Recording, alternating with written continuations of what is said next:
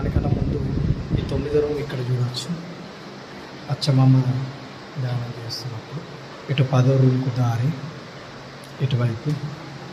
మళ్ళీ మనం 10వ రూమ్కి వెళ్తున్నాం. ఇక్కడ చూడవచ్చు వీరబ్రహ్మేంద్ర స్వామి సేద తీరుతున్నాడు. మనం చూడవచ్చు ఎలా సేద తీరుతున్నాడు అనేది.